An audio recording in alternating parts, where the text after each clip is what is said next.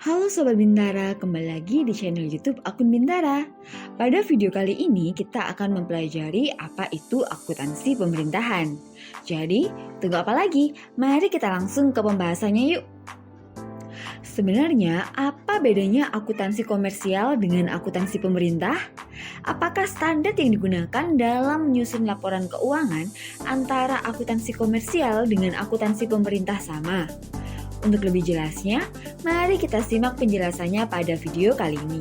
Sebelumnya, mari kita bahas terlebih dahulu yuk apa itu akuntansi pemerintah.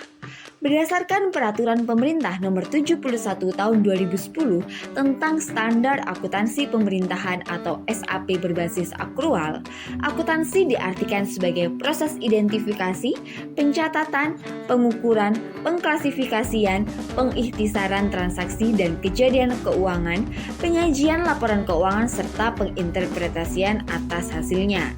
Sementara itu, pemerintah adalah pemerintah pusat dan pemerintah daerah yang terdiri dari provinsi, kabupaten, ataupun kota. Sehingga dapat disimpulkan bahwa akuntansi pemerintah daerah adalah serangkaian kegiatan mulai dari proses identifikasi, pencatatan, pengukuran, pengklasifikasian, pengikhtisaran transaksi dan kejadian keuangan, penyajian laporan, serta penginterpretasian yang dilakukan oleh lembaga pemerintah daerah baik itu gubernur, bupati, atau wali kota. Kalau sistem akuntansi keuangan pemerintah daerah itu apa ya? Sistem akuntansi keuangan pemerintah daerah berdasarkan Peraturan Pemerintah Nomor 58 Tahun 2005 tentang pengelolaan keuangan daerah, yaitu merupakan sistem akuntansi untuk mencatat, menggolongkan, menganalisis, pengikhtisaran, dan melakukan transaksi-transaksi keuangan yang dilakukan oleh pemerintah daerah dalam rangka pelaksanaan APBD. Lalu, kira-kira output seperti apa ya yang dihasilkan dari kegiatan akuntansi pemerintah? Sama seperti akuntansi komersial, dalam akuntansi pemerintahan, output yang dihasilkan adalah berupa laporan keuangan. Berdasarkan Peraturan Pemerintah Nomor 71 Tahun 2010 tentang Standar Akuntansi Pemerintahan atau SAP berbasis akrual, komponen laporan keuangan pemerintah terdiri atas laporan keuangan pokok dan lainnya. Laporan keuangan pokok terdiri atas, yaitu yang pertama, laporan realisasi anggaran atau LRA, yang kedua, laporan perubahan saldo anggaran lebih atau laporan perubahan SAL, yang ketiga yaitu laporan neraca, yang keempat laporan operasional atau LO, yang kelima laporan arus kas atau LAK, yang keenam laporan perubahan ekuitas atau LPE, dan yang ketujuh adalah catatan atas laporan keuangan atau CALK.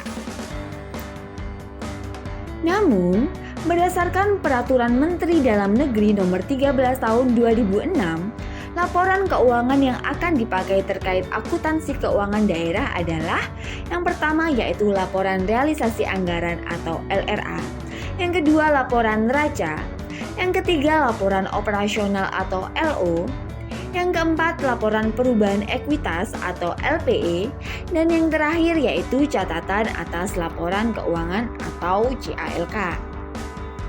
Lalu, sebenarnya apa sih tujuan dari dilakukannya akuntansi pemerintahan? Berdasarkan Standar Akuntansi Pemerintah atau SAP, tujuan akuntansi pemerintahan antara lain untuk, yaitu pertama, menjaga aset pemerintah pusat atau daerah dan instansi-instansinya melalui pencatatan, pemrosesan, dan pelaporan transaksi keuangan yang konsisten sesuai dengan standar dan praktek akuntansi yang diterima secara umum.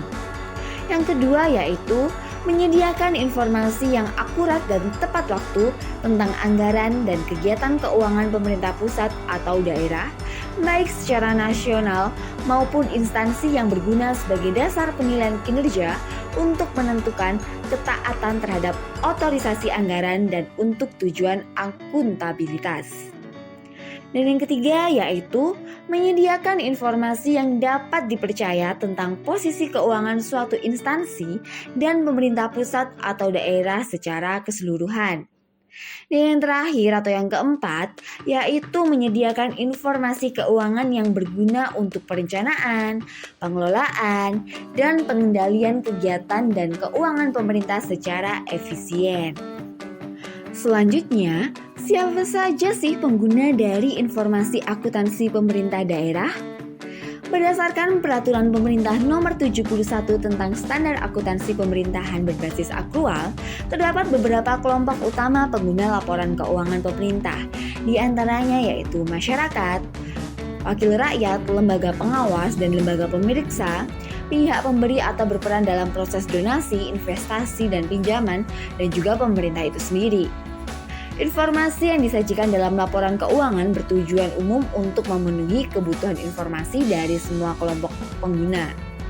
Mengingat laporan keuangan pemerintah berperan sebagai wujud akuntabilitas pengelolaan keuangan negara, maka komponen laporan disajikan setidak-tidaknya mencakup jenis laporan dan elemen informasi yang diharuskan oleh ketentuan peraturan perundang-undangan. Selain itu, karena pajak merupakan sumber utama pendapatan pemerintah, maka ketentuan laporan keuangan yang memenuhi kebutuhan informasi para pembayar pajak perlu mendapat perhatian. Lalu, dalam akuntansi pemerintahan, siapa saja ya yang termasuk dalam entitas akuntansi dan entitas pelaporan? Berdasarkan Peraturan Pemerintah Nomor 71 Tahun 2010 tentang Standar Akuntansi Pemerintahan SAP berbasis akrual, yang dimaksud entitas akuntansi adalah unit pemerintahan pengguna anggaran yang berkewajiban menyelenggarakan akuntansi dan menyusun laporan keuangan untuk digabungkan pada entitas pelaporan. Sementara itu, entitas pelaporan adalah unit pemerintahan yang terdiri atas satu atau lebih entitas akuntansi yang berkewajiban menyampaikan laporan pertanggungjawaban berupa laporan keuangan. Entitas pelaporan terdiri atas pemerintah pusat, pemerintah daerah, masing-masing kementerian negara atau lembaga di lingkungan pemerintah pusat, atau juga satuan organisasi di lingkungan pemerintah pusat atau daerah atau organisasi lainnya jika menurut peraturan perundang-undangan satuan organisasi yang dimaksud wajib menyampaikan laporan keuangan. Kemudian, mengapa setiap entitas pelaporan memiliki kewajiban untuk melaporkan kegiatannya dalam bentuk laporan keuangan yang sistematis dan terstruktur? Hal ini tidak lain dikarenakan adanya, yaitu yang pertama akuntabilitas, yakni mempertanggungjawabkan pengelolaan sumber daya serta pelaksanaan kebijakan yang dipercayakan kepada entitas pelaporan dalam mencapai tujuan yang telah ditetapkan secara periodik. Yang kedua yaitu manajemen, yakni membantu para pengguna untuk mengevaluasi pelaksanaan kegiatan suatu entitas pelaporan dalam periode pelaporan sehingga memudahkan fungsi perencanaan, pengelolaan, dan pengendalian seluruh aset, kewajiban, dan ekuitas pemerintah untuk kepentingan masyarakat. Yang ketiga yaitu transparansi, yakni memberikan informasi yang terbuka dan jujur kepada masyarakat berdasarkan pertimbangan bahwa masyarakat memiliki hak untuk mengetahui secara terbuka dan menyeluruh atas pertanggungjawaban pemerintahan dalam pengelolaan sumber daya yang dipercayakan kepadanya dan ketaatannya kepada perundang-undangan.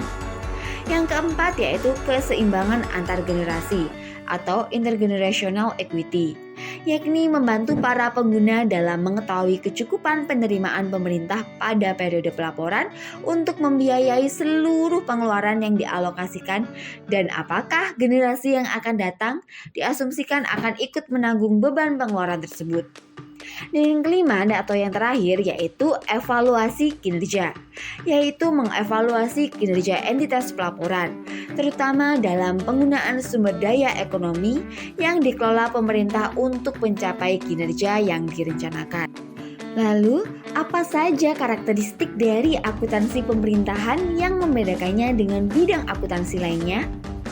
Menurut Bakhtiar Arif, karakteristik akuntansi pemerintah adalah yang pertama, pemerintah tidak berorientasi pada laba, sehingga dalam akuntansi pemerintah tidak ada laporan laba atau income statement dan treatment akuntansi yang berkaitan dengannya. Yang kedua yaitu pemerintah membukukan anggaran ketika anggaran tersebut dibukukan. Yang ketiga yaitu dalam akuntansi pemerintahan dimungkinkan mempergunakan lebih dari satu jenis dana. Yang keempat, akuntansi pemerintahan akan membukukan pengeluaran modal. Yang kelima, akuntansi pemerintahan bersifat kaku karena sangat bergantung pada peraturan perundang-undangan. Dan yang keenam atau yang terakhir yaitu akuntansi pemerintahan tidak mengenal perkiraan modal dan laba ditahan dalam neraca. Namun, kalau dipikir-pikir, sebenarnya akuntansi pemerintah memiliki beberapa persamaan dengan akuntansi komersial loh. Apa sih persamaannya? Menurut Muhammad Gade, persamaan akuntansi pemerintah dengan akuntansi perusahaan atau akuntansi komersial adalah yang pertama, keduanya sama-sama memiliki tujuan untuk menyediakan informasi keuangan yang lengkap, cermat, dan tepat waktu. Yang kedua, untuk memenuhi tuntutan kebutuhan informasi oleh penggunanya, akuntansi pemerintahan juga menggunakan konsep-konsep akuntansi, konvensi-konvensi, praktek-praktek, dan prosedur-prosedur yang dapat dipakai oleh akuntansi pemerintah. Yang ketiga, keduanya sama-sama menggunakan siklus akuntansi yang sama. Keempat, istilah-istilah yang digunakan juga sama, seperti jurnal atau buku harian, buku besar, laporan keuangan, dan lainnya. Yang kelima, konsep-konsep akuntansi yang diakui secara luas seperti konsistensi, objectivity, cost, full disclosure, materiality, conservatism digunakan pada pelaksanaan akuntansi pemerintahan seperti yang berlaku pada akuntansi komersial. Dan yang keenam yaitu memiliki proses akuntansi yang sama yang dimulai dari pengakuan dan analisa dokumen transaksi, diikuti dengan pencatatan ke dalam jurnal, buku besar dan buku pembantu, dan pada akhir prosesnya adalah menyusun laporan keuangan. Nah, berdasarkan penjelasan yang telah diberikan, kesimpulan seperti apa yang dapat kamu ambil?